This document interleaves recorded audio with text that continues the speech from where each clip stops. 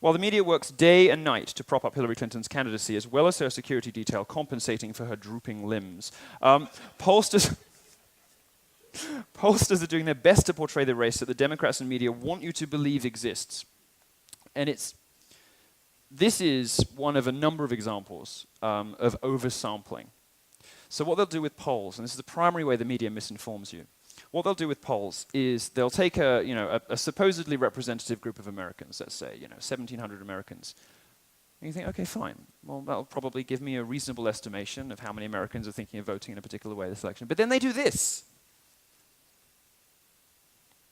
750 Democrats, 570 Republicans. Well, what do you think the poll's going to fucking say? And of course, we know from WikiLeaks that the Clinton campaign wasn't just involved in spreading this stuff, but was involved and was directing how these polls ought to be taken to produce the results they want. Why does this matter? Well, when the press reports on polls, they're not just reporting on what people are thinking, they are influencing you. They are trying to suggest how you should vote, because they understand not only that people take the media seriously, although increasingly fewer of them. Only 39% of Americans think the media is trustworthy in this country because of stuff like this. But they know that there's social pressure. They understand that when everybody thinks somebody's going to lose, they might be maybe not moved to vote for Hillary, but possibly they won't bother to come out for Trump. That can make a difference. This is the sort of stuff you need to watch out for. This is the sort of stuff, if you're of a mind to dig down into these things, you should be looking out for. Oversampling and missampling. One of just a number of strategies the media uses to misrepresent what's really going on in elections. Now, pollsters will have you believe that the turnout for this election is going to be similar to Obama's historic run in 2008, but it's not going to happen. Hillary Clinton cannot raise even a fifth of my crowds. No, I'm serious. I sold out a 1,200-seater at Louisiana State University in 48 hours. The same night, she had a rally with 200 people, at least 100 of whom were her own staff. Another 50 were there just in case, The remaining 20 were standing by with EpiPens. What's that stuff? Heavy water? Have you heard of that?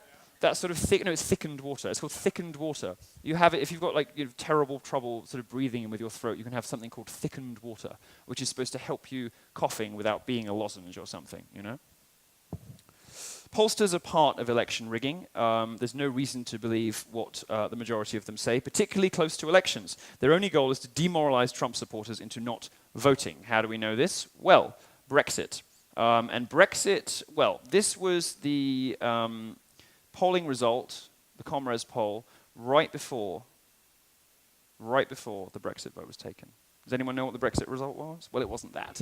It was actually quite a resounding vote to leave the European Union, to take back British sovereignty, to take control of the borders again, to resist this vast influx of Islamic immigration, or other kinds of immigration too, that were overburdening British public services and radically changing the nature of the country. But if you'd believed the pollsters, it was going to be a humiliating defeat. If you believed the media, it was going to be a humiliating defeat. Now, this is about the sort of fairest one that came out. There were ones that were even more skewed. But the results of this weren't just inverted, but leaved it even better than flipping these numbers. These numbers were meaningless, worthless, and they got less accurate closer to the election. They tried it with Brexit. They failed. Pollsters were completely wrong. The issue is they're attempting to skew the actual vote itself.